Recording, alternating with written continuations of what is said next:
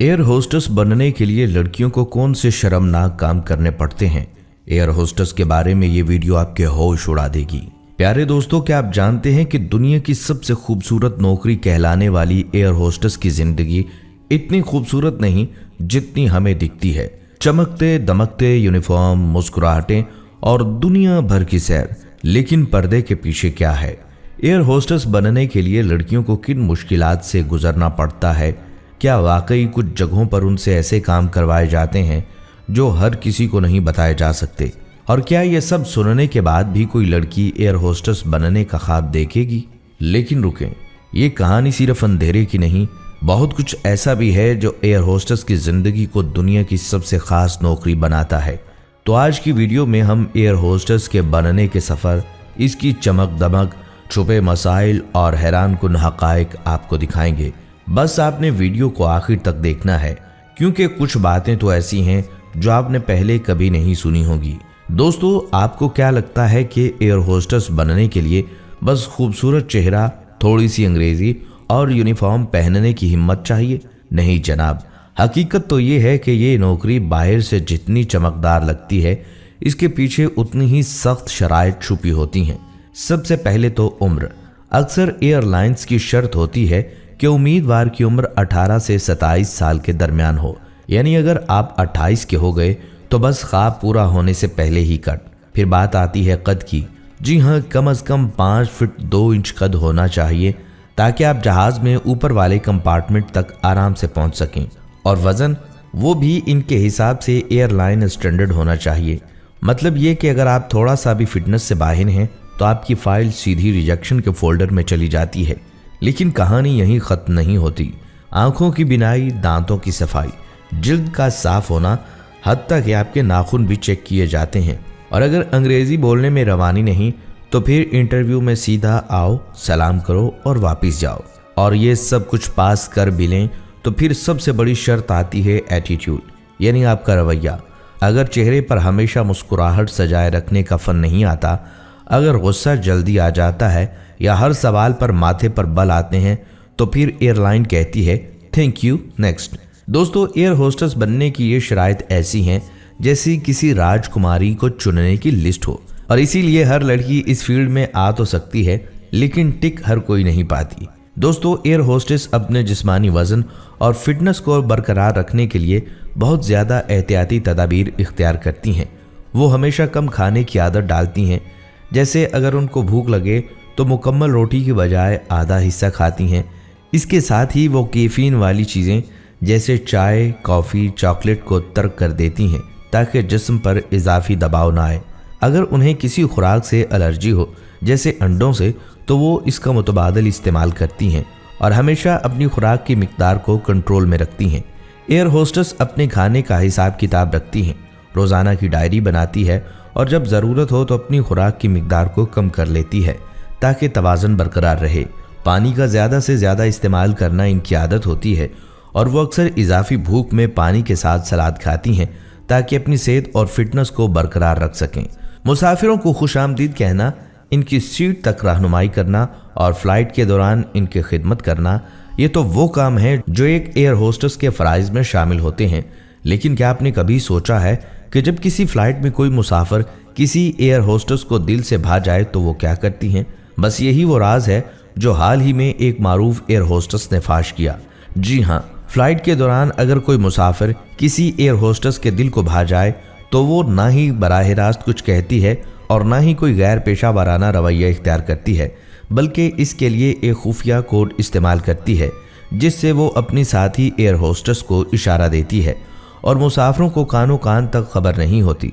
मसलन अगर किसी मुसाफिर की शख्सियत या अंदाज किसी एयर होस्टेस को पसंद आ जाए तो वो अपनी साथी से यूं बात करती है जैसे खाने के बारे में पूछ रही हो, आज रात तुम्हारा क्या खाने का दिल है। दूसरी एयर होस्टेस अगर मुसाफिर की तरफ इशारा करते हुए कहे मेरा दिल कर रहा है कुछ इटालियन खाने का, तो समझ जाएं कि इटालियन दरअसल उस मखसूस मुसाफिर के लिए एक खुफिया कोड है। और अगर जवाब में वो कह दे मुझे इटालियन बिल्कुल पसंद नहीं, तो इसका मतलब है दिलचस्पी नहीं। ये कोड्स इसलिए इस्तेमाल होते हैं ताकि प्रोफेशनल लुक बरकरार रहे, माहौल में कोई गलत फहमी या शर्मिंदगी ना हो और वो एक दूसरे को बगैर कुछ कहे सब कुछ समझा दें। एयर होस्टेसेस की दुनिया जितनी चमकदार होती है, अंदर से उतनी ही राजदारी से भरी होती है, और ये खुफिया कोड्स इसकी जीती जागती मिसाल हैं। एयर होस्टेसेस दौरान परवाज खुफिया कोड्स और इशारों का इस्तेमाल करती हैं ताकि किसी हंगामी सूरत हाल या मुश्तबा मुसाफिर के बारे में एक दूसरे को इत्तला दे सकें, बगैर इसके कि दीगर मुसाफिर मुतवज्जे हों। मसलन 3-4-2 का मतलब हो सकता है कि किसी मुसाफिर ने मशरूब गिरा दिया है या कोई और मसला दरपेश आया है। दोस्तों, पहले दौर में एयर होस्टेसेस की शादी एक बहुत बड़ा मसला हुआ करती थी। किसी एयरलाइन की पॉलिसी थी कि शादी करने वाली खवातीन को नौकरी से हाथ धोना पड़ता था। उस वक्त अगर कोई एयर होस्टेस शादी का इरादा रखती थी तो उसे अपने कैरियर से समझौता करना पड़ता था या फिर एयरलाइन खुद ही उसे निकाल देती थी। ताहम वक्त के साथ एयरलाइंस ने इस पॉलिसी में तब्दीली की और आज दुनिया में एयर होस्टेसेस को शादी करने की इजाज़त दे दी गई है। अब की सूरत हाल में एयर होस्टेस को शादी करने के बाद भी काम करने की इजाज़त मिलती है और एयरलाइंस इनकी ज़ाती ज़िंदगी के फैसलों में दखल अंदाजी नहीं करती।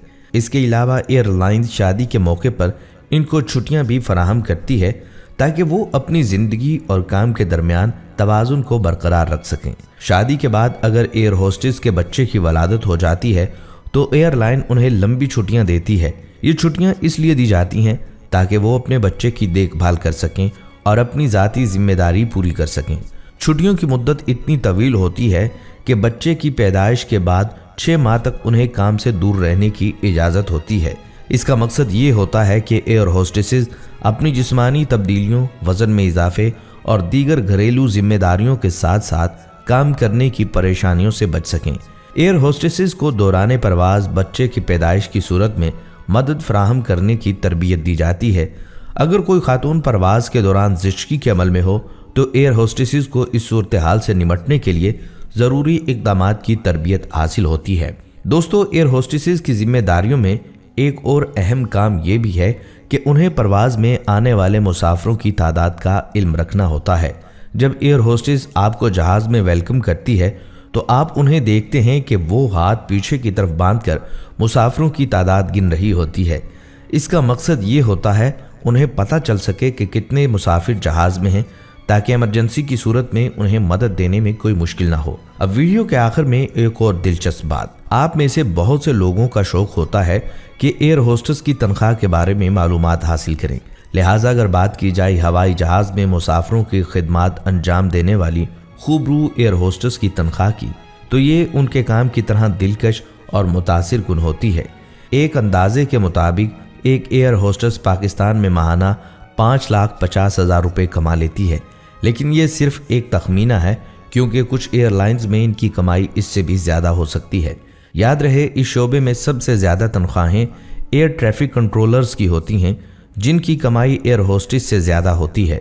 ताहम एयर होस्टेस के लिए ये एक बहुत मुनफरिद और फ़ायदा मंद पेशा बन चुका है क्योंकि इसमें माली फ़वाइद के साथ साथ आलमी सतह पर सफ़र करने का भी मौका मिलता है। दरअसल एयर होस्टेस का शोबा दुनिया के उन चंद शोबों में से एक है जहां कमाई और लाइफस्टाइल दोनों लाजवाब होते हैं। लेकिन अगर बात करें सबसे ज़्यादा कमाई करने वाली नौकरियों की, तो एयर होस्टेस का शुमार उनमें बराह रास्त तो नहीं होता, मगर ये शोबा भी माली लिहाज से काफ़ी दिलकश है। दुनिया भर में एयर ट्रैफिक कंट्रोलर, डॉक्टर्स और पेट्रोलियम इंजीनियर्स वो लोग होते हैं जो सबसे ज़्यादा तनख्वाहें लेते हैं। इनके बाद पायलट्स आते हैं जो ना सिर्फ तकनीकी लिहाज से माहिर होते हैं बल्कि इनकी तनख्वाहें भी खासी पुरकशिश होती हैं। अंदाज़ा लगाएं, कुछ पायलट्स माहाना तकरीबन 9 से 10 लाख रुपए पाकिस्तानी कमा लेते हैं। और अगर बात करें ब्रिटिश एयरवेज जैसे बड़े इदारों की, तो वहाँ एक तजुर्बाकार पायलट की सालाना तनख्वाह 1,50,000 पाउंड तक भी पहुँच सकती है, जो पाकिस्तानी रुपयों में तकरीबन 5.5 करोड़ बनती है। तो दोस्तों, ये थी आज की वीडियो। अगर आपको हमारी ये वीडियो पसंद आई है तो कमेंट सेक्शन में अपनी राय ज़रूर दीजिएगा, और अगर कोई सवाल या मशवरा हो तो भी कमेंट सेक्शन में ज़रूर लिखें। इंशाल्लाह अगली वीडियो में एक नए मौजू के साथ फिर मुलाकात होगी। तब तक के लिए अपना ख्याल रखिएगा। अल्लाह निगहबान।